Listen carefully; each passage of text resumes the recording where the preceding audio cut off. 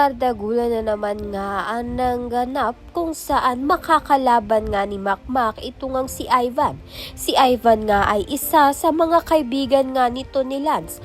Alam nga nila na malakas ngang sumuntok itong si Makmak.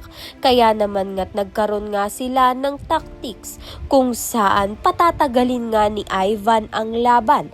At meron nga siyang nilagay sa kanyang boxing gloves upang ang pagsuntok nga niya dito kay Makmak ay ma-knockout nga ito.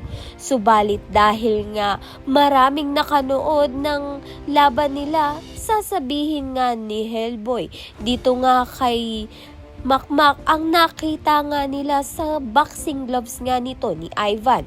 Kaya naman nga't malaki ang posibilidad na ma-disqualified nga itong si Ivan at hindi na nga makakalaban sa boxing muli. Maaari nga ring madamay ang kanyang kaibigan na si Lance dahil si Lance nga ang pasimuno nito. Sa kabilang banda naman nga, humingi nga ng tulong itong si Gloria sa lolo nga nito ni Makmak na si Domeng. Si Domeng nga ay magaling na coach. Kaya naman nga't dapat nga na siya ang maging coach nga nito ni Makmak. Kaya naman nga't yan at iba pa ang dapat nating pakaabangan. Maraming salamat sa iyong panonood.